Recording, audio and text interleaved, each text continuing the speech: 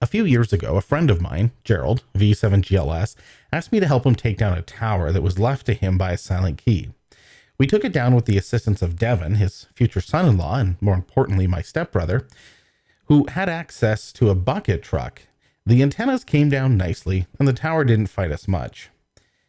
After the snow melted, Gerald decided he would not be able to get the tower up anytime soon, so he made me an offer I didn't refuse. He sold me the whole kit: the tower, the rotor, the antennas, everything. The tower was hauled off to my place where it was stored for a few winters before the time came to get this thing in the air. Here's the story of my tower build. I had a lot of work to do in order to get it ready. This thing was in relatively good shape, having been up for about 10 years without any servicing. The bearings and ways in the rotor were in good shape, but it was clear that it needed some cleaning. I tore down the old rotor and cleaned up everything. This included scraping out all the old grease, replacing it with some more weather-appropriate lithium grease, and the brake had caused some damage in the teeth over time, but it was not enough to really concern me. The outside of the bell casing for the rotor was in relatively good shape, and there was some rust on the connectors from the conditions. I cleaned up most of the rust with some emery cloth and got the control cable screws all shiny, but again, it wasn't really causing any problems. I needed a way to get all the cables in and out from my shack. I didn't want a window pass through or anything ugly like that, so I decided to bore a 3-inch hole in the side of my house. On top of that hole, though, I installed this industrial electrical box and created it by measuring everything and using Microsoft Visio to position things where I wanted them to go so that when it came time to drill, it was certainly way easier. The box uses bulkhead connectors and sealed compression style grommets to keep the elements out. The box gives consideration to 8 PL259 type bulkheads, 2 75 ohm F connectors for receive antennas, and properly spaced 450 ohm ladder line pass-through, and 2 large cable grommets for pass-throughs. These are used for the rotor control line and a remote antenna switch, which sits elsewhere in the yard.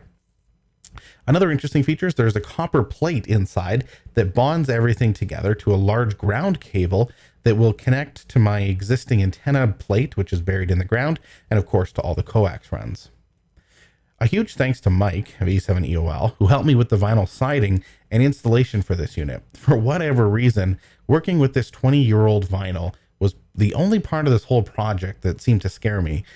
So I begged a friend who had experience doing it to come over and help me out.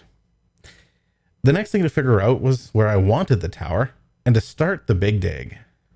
Originally, I wanted a 5-foot cube, as it would work out to be roughly the capacity of one of the ready mix trucks from the local company. But for whatever reason, when the operator was here digging the hole, he asked if I wanted it a little bit bigger than the outline, and I ended up saying, yeah, sure, without really realizing what that meant for my future plans.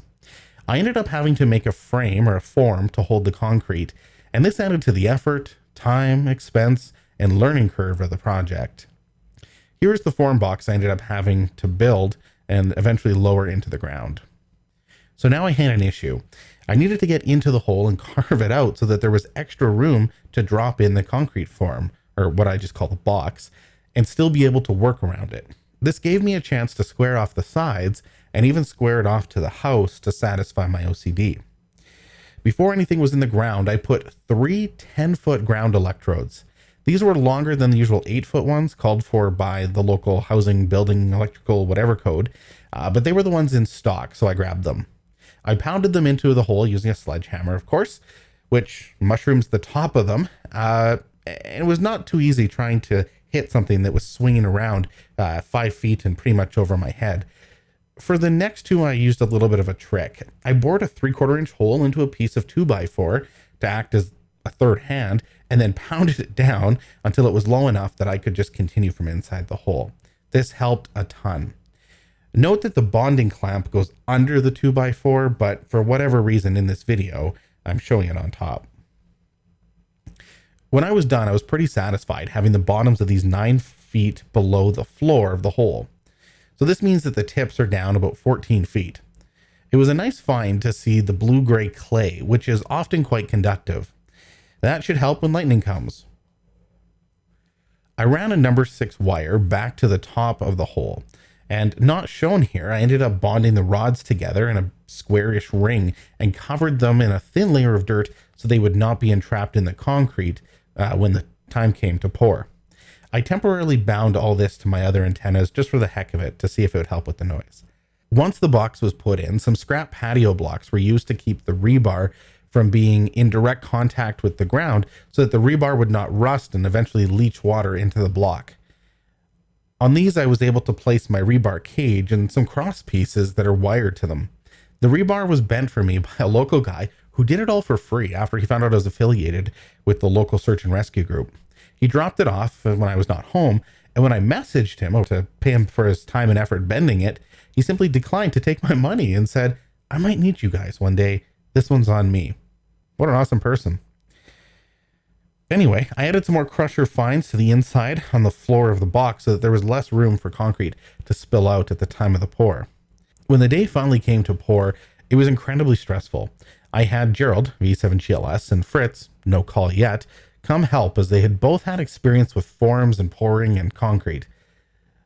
We had one little issue where the box started to fall apart from the immense weight of the liquid concrete. In this time lapse, you can see we're trying our hardest to brace it to the sidewall farthest from the camera after a lag bolt sheared off. The only thing that kept it together was a ratchet strap that I added for good measure. The bottom did bow out just a little bit to make the tower base somewhat bell-shaped. After a few sanity checks, though, it showed me that things didn't really shift too much and things were still as plumb as I could expect for the legs of the tapered tower. At least not enough of it leaked out at the bottom to make any appreciable difference in the distance from the bottom of the form or the top of the form, meaning that the legs were sunk deep enough into concrete and there wasn't too much exposed. After a full winter to cure, then a summer of insane forest fires, it was time to get this beast in the air. Coincidentally, we finished just hours before CQ-SSB was about to start. With the help of some local hams and a high-ab operator, we got it up, but it was clear none of us had done this before, or at least not in this way. Initially, we're going to do it in two parts, two separate lifts, but after a lot of issues trying to get the top on, we ended up doing it in just one go. This ended up working out quite well. The antenna was added after the fact, and a tagline was used to control the swinging of the antenna. That man on the tower is the aforementioned Gerald VE7GLS, as he did his best pole dancing up on top of the tower to get this thing together.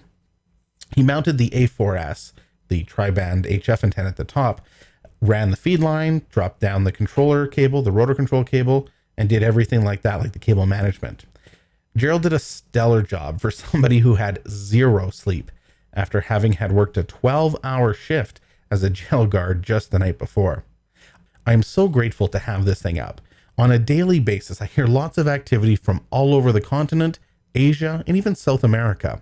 This antenna has had thousands of QSOs on it ever since it went up, and I look forward to putting thousands more on it.